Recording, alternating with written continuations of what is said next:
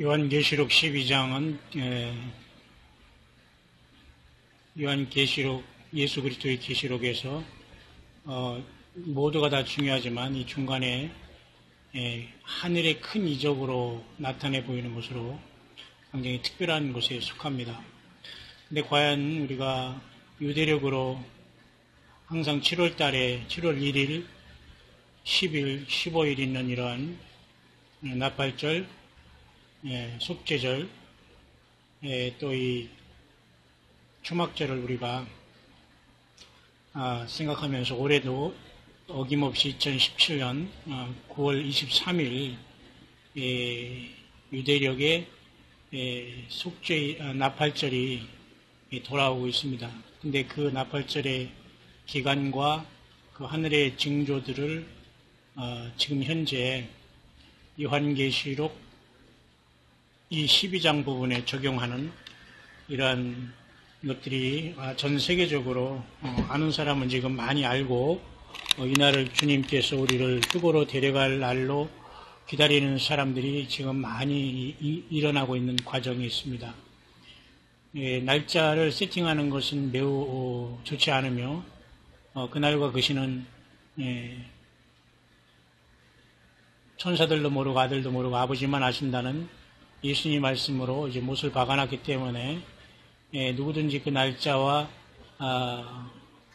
그것을 계시로 받았다 이런 것은 있을 수 없지만 그래도 여전히 그 날짜가 틀리더라도 여전히 9월 23일 날 주님께서 휴거다 하고 이렇게 계시를 받았다는 사람도 나오고 있는 상황이고 우리가 그것을 떠나서 이제 영어권에서는 이미 이 하늘의 그 별들을 통해서 또한 별들보다도 이 태양계의 위성들의 그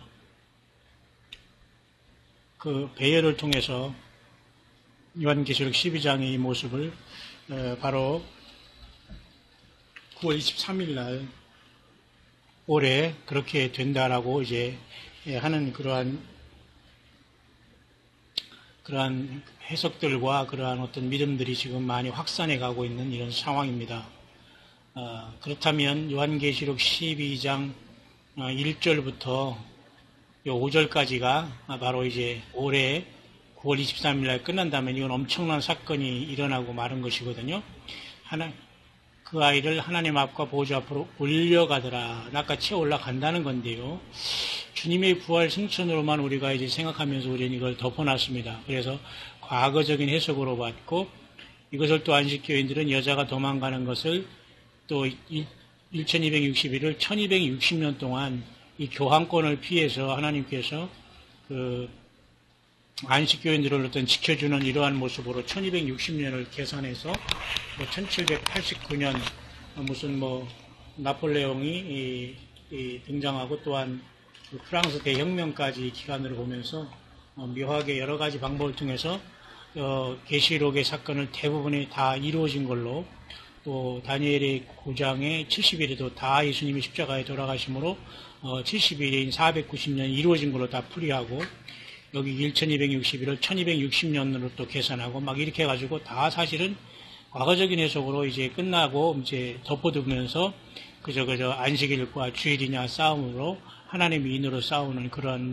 교단도 있습니다만은 과연 그럴까라는 문제입니다. 그리고 올해 우리가 나팔절로 이렇게 여기에 맞춰지는 것이 과연 우연일까 이 사인이 하늘의 큰 이적이라고 하는 이 큰 이적이 과연 태양계에 펼쳐지는 그러한 그 위성들의 그 모습이 과연 우연인가? 우연은 결국 있을 수 없거든요.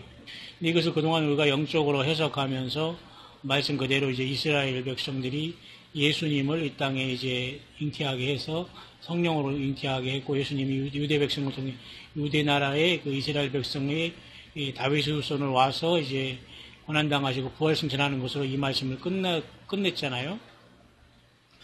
그러면서 또 이제 문제는 여기 꼬리가 하늘별 3분의 1을 끌어다가 또 이게 과거적으로 해석해서 인간이 태어나기도 전에 그 사탄 마귀가 하나님의 영광을 이제 가로채기 위해서 그 모반했을 때에 천사 3분의 1이 타락하는 것을 또 이 말씀을 가지고 또 이제 해석을 한단 말입니다.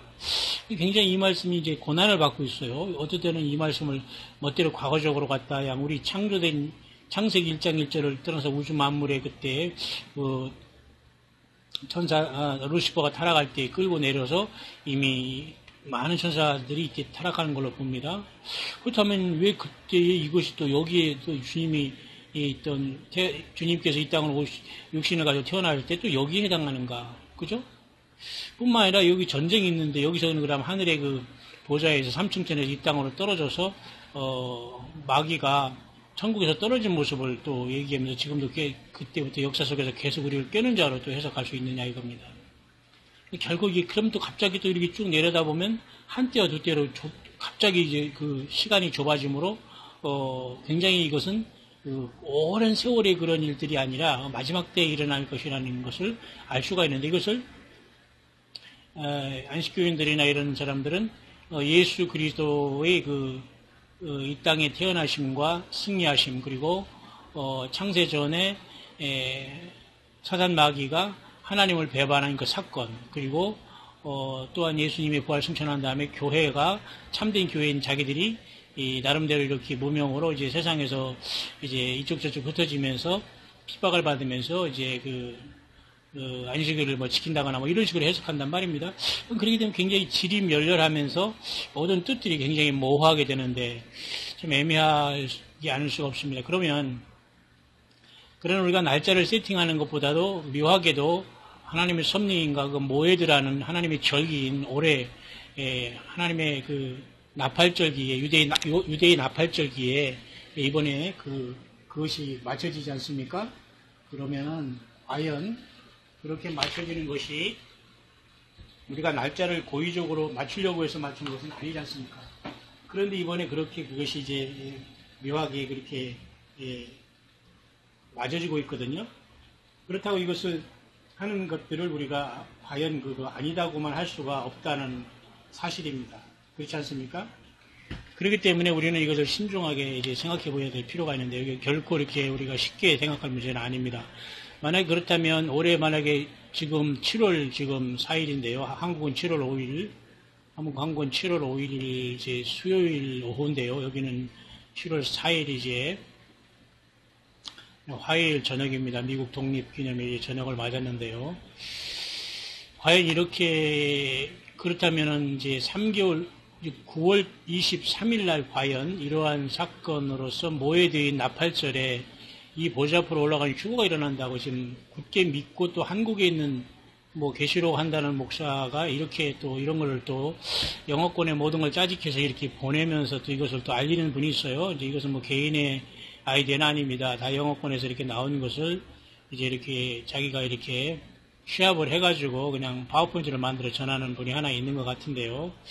그분을 통하기 전에 다 이미 인터넷상에 얼마든지 영어로 된 게 다 이제 이런 게 나와 있는 상황인데 과연 이걸 어떻게 우리가 보아야 될 것이냐 문제입니다. 그렇다면 벌써 그 꼬리가 하늘별 3분의 1을 끌어다가 땅에 던지는 사건이 이제 벌써 지금 나타났어야 되는 겁니다. 왜냐하면 지금 9월 23일까지 지금 2달, 3달, 3개월도 안 남았거든요. 아니면 9월 23일 바로 하루 전날 이 하늘별 3분의 1을 끌어다가 땅에 던져서 이 해산하는 여자가, 해산은 방해는 못하지만 해산한 다음에 바로 삼키고자 하는 이 사건을 할 것이냐, 하루 전날. 아니면 벌써 이미 사탄마귀는 하늘별 3분의 1에 대한 이 존재들 악한 영이라고 보면 이미 풀어서 지금 우리 가운데 다 지금 우리를 포진하고 있는 것인가, 여자를 쉽게 말해서 교회를. 이건 굉장히 쉽지 않은 문제거든요. 그리고 여자가 광야로 도망가는 것도 보좌 앞으로 올라간 다음에 바로 도망가느냐. 그러면 이게 7년 나와라는 초창기에 바로 여자가 도망가야 되는데 이스라엘 백성들이 마지막 사명도 감당하지 않고 광야로 도망가 있다는 게 또 이상하지 않습니까? 마지막 사명을 감당하고 13만 4천이 인침받잖아요. 7장에. 그들이 마지막 광야의 사역, 그들이 환란 사역자로서 먼저 그 유대인 중에서 그죠? 메시아닉 주들이 예수님 믿은 12,000씩 뽑아내지 않습니까? 그들을 통해서 이스라엘 민족 전체가 구원받는 것이 하나님의 계획인데 바로 여자가 광야로 도망부터 간다면 문제가 있지 않습니까? 그럼 고자 앞으로 올라간 다음에 광야로 도망가서 1260일 동안 양육하기 위해서 하나님 예비하신 곳이 있는 것과 요 후반절에 여자가 독수리 두 날개를 받아 자기 옷으로 날아가서 뱀의 날을 피해서 한때와 두때에 만든 양육받은 것은 과연 이게 같은 기간인가 다른 기간인가가 또 굉장히 또 중요한 관건이 될 수가 있습니다. 결코 이게 쉬운 그 부분은 결코 아닙니다.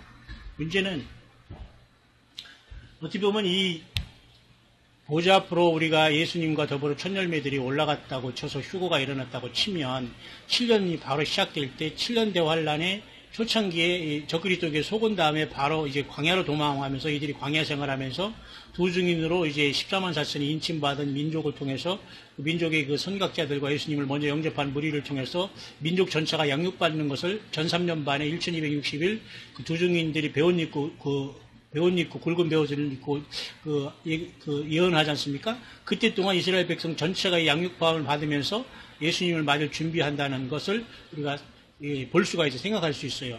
근데 여기 그 다음에는 이 독수리 두 날개를 받아서 자기 곳으로 날아가 버리거든요. 여기는 혼자 도망갔지만, 그럼 여기선 전 3년 반 동안 이렇게 두 증인들을 통해서 13만 양육을 받고 민족 전체가 구원의 이제 저기 하늘에 오르게 되면서 후삼전반으로 들어서면서 이때는 독수리 날개를 받아서 날아간단 말입니다. 그러니까 이것과 이 사건은 이게 같은 기간이지만 뭐 한때와 두때와 이것도 있어서 1260일이거든요. 다만 표현하는 방법이 따라서 마운트더라고. 같은 3년 반이지만 다른 기간일 수 있다는 겁니다. 그러면 전 3년 반 때 양육함을 받다가 후 3년 반 때는 양육을 받을 수가 없어요. 아예 피해서 받아야 되지. 그죠? 그러니까 이 후 3년 반 마운트다는 완전히 짐승통치하기 때문에 이스라엘 백성들도 뭔가 숨김을 받아야 될 때겠네. 이때는 큰 환란이 오거든요. 그래서 주님께서도 다니엘 12장에 여기 요한계시록 12장과 다니엘 12장도 굉장히 매치가 되는 구절이거든요. 그럼 다니엘 12장을 보면은 이때의 그 민족을 호위한 대군 미가엘이 일어난다고 했어요. 이때 환란이 있으니 개국 이래 없던 환란이다. 이게 7년 대환란 중에 이때는 후 3년 반으로 우리가 들어가는 걸로 봅니다. 그죠? 이때 대군 미가엘이 일어나는 것이 독수리의 두 날개를 받아서 이들이 마치 교회가 하늘의 밀실로 피한 것처럼 안전지대로 옮겨지면서 뭔가 그 페트라로 보호함을 받다가 재림하신 주님으로 이제 극적으로 그들이 부활은 되지 않지만 살아서 천년왕국의 백성으로 들어가는 또한 복을 받을 수 있는 육신의 유대인들도 있지 않겠는가. 세상에 또 그 적그리스도를 피하면서 환란 그 적그리스도 짐승의 수를 피우면서 죽지 않고 또 사는 사람도 있겠고요. 그렇기 때문에 계시록 12장의 이 문제는 결코 그 간단한 문제가 아닌 것입니다. 그죠? 그래서 하늘의 전쟁은 그럼 언제 있을 것이냐? 바로 이 여자가, 그죠? 여자가 난 아들이 휴거돼서 바로 전쟁이 일어날 것이냐? 아니면 전 3년 반 동안 전쟁을 하다가 결국은 그때 이제 쫓겨 내려오면서 하늘에 이제 쫓겨났다고 이렇게 찬양이 있지 않습니까? 하늘과 그 가운데 거하는 자들. 그러니까 휴거가 일어난 다음에 전 3년 반 동안 이러한 전쟁이 일어남으로써 전 3년 반 이제 후 3년 반 직전에 이 마귀가 땅으로 내어 쫓겨서 핍박을 시작할 때가 바로 계시록 13장에 666을 치는 이러한 그 시대가 42달로 시작되는 것으로 볼 수가 있습니다. 그렇기 때문에 바로 마귀가 땅에 내려오는 것이 아니라 후 3년 반 시작하면서 내려오면서 이제 1260일 동안 굵은 배옷을 입고 저들이 두 증인에 의해서 양육감을 받고 예수님을 다 믿게 되지 않습니까? 민족적으로 여자가 광야라고 볼 수가 있죠. 영적인 소돔이 영적인 애굽에서 두 증인들이 죽지 않는 이런 사명을 감당하고 결국 다 양육한 다음에, 그런데 후 3년 반으로 들어가는 이 되게 큰 환란에서는 아까 말했지만 다니엘 12장에 대군 미가엘이 일어나서 그 큰 독수리 두 날개를 받아서 광야 자기 곳으로 날아가서 뱀의 낯을 피해야 됩니다. 피하여. 한때와 두때 반때는 42달 동안 후 3년 반 동안 완전히 이스라엘 백성들이 순경을 받을 수 있고 적그리스도가 완전히 독보적인 존재가 돼서 이제 그 남은 자손, 쉽게 말해서 여기 피하지도 못하고 늦게 여기 떨어진 사람들을 위해서 이제 강제적으로 이렇게 이제 그 오른손이나 이마에 그 표를 받게 하면서 짐승이 우상에 경배하지 않는 한 몇인 다 죽이게 한다면 반항하는 사람도 있다는 겁니다. 이때에 죽음으로써 이걸 극복하는 사람도 있다는 말. 그래서 죽음을 통해서 극복해서 나온 사람들이 바로 계시록 12장에 짐승과 그 우상과 그 이름의 수를 이기고 벗어난 자들이 유리바닥까지 서는 겁니다. 이들은 전부 다 후 3년 반에 들어가서 죽어서 짐승과 우상을 이기고 나온 사람들이에요. 그죠? 자, 이렇게 계시록이 12장에 펼쳐지는데 과연 올 한해 그 나팔절기에 그 휴거가 일어나면서 과연 이런 사건이 이렇게 일어날 것인가에 대해서 우리는, 그렇다면 우리가 그것을 무시할 수도 없고 우리가 노코멘트 할 수도 없고 우리는 굉장히 심각하게 볼 수가 있다는 내용입니다. 그렇죠? 그렇기 때문에 우리는 계시록 12장을 그렇게 단순하게 봐서는 안 될 것입니다. 계속하겠습니다.